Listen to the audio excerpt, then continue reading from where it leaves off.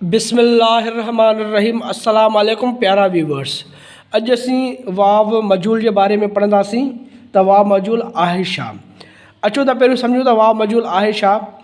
जॾहिं बि को बि सिंधी अल्फ़ाबेट जो अखर मिसाल जे तौर ते अल्फ़ख्या बे बदक बे बुक इहे यके ताईं ऐं बग़ैर अराब जे ज़ेर ज़बर या पेश खां अलावा ऐं ईंदड़ या पुठियां अखर वाव आॾो हुजे त उनखे वाव मजूल चवंदा आहियूं। वाव मजूल छा खे चवंदा आहियूं? को बि सिंधी अल्फ़ाबेट जो अखर उनजे बग़ैर अराब जे ज़ेर ज़बर या पेश खां अलावा ईंदड़ या पुठियां अखर वाव आॾो हुजे त उनखे असीं वाव मजूल चवंदा आहियूं। हाणे वाव मजूल जा आवाज़ थोरा डिघा थींदा आहिनि। अचो त पढ़ूं।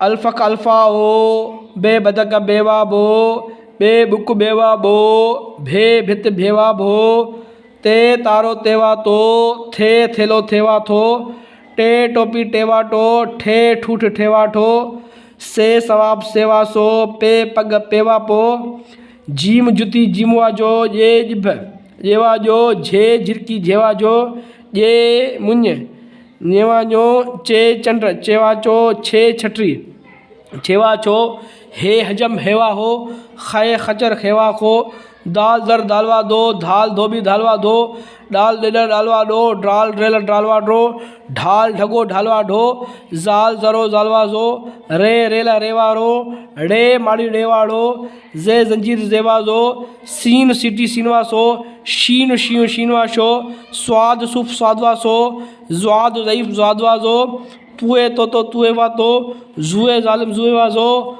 ऐन ऐनक ऐनवा हो, गाइन गालीचो गेनवा गो, फे फानूसो फेवा फो, फे फीतो फेवा फो, काफ कलम काफा को, काफ कुतो काफा को, खे खट्टा खेवा खो, गाफ गडव गाफा गो, गे गेरो गेवा गो, घे घोड़ो घेवा गो, ङे सिंह ङेवा गो, लाम लकुड़ लामवालो, मीम मस मीमा मो, नून नथ नूनवानो, णूण वण णूणवाणो, वाव वाडो वावा वो, हे हाथी हेवा हो, हमज़ा नंढड़ो वावा वो, ये यको येवा यो।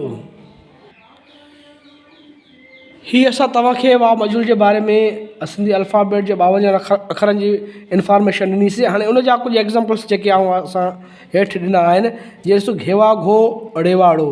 हाणे हिन जो आवाज़ु अलॻि आहे, हिन जो आवाज़ु अलॻि आहे। हीअ ॿ आवाज़ मिलाए करे असां लफ़्ज़ ठाहियोसीं घोड़ो ऐं चेवाचो लामालो चोलो, काफ़ा को काफ़ को। हाणे हीअ कुझु एग्ज़ाम्पल असां वाव मजूल जा तव्हांजी ख़िदमत में अर्ज़ु रखियासीं। Thank U. अल्लाह हाफ़िज़।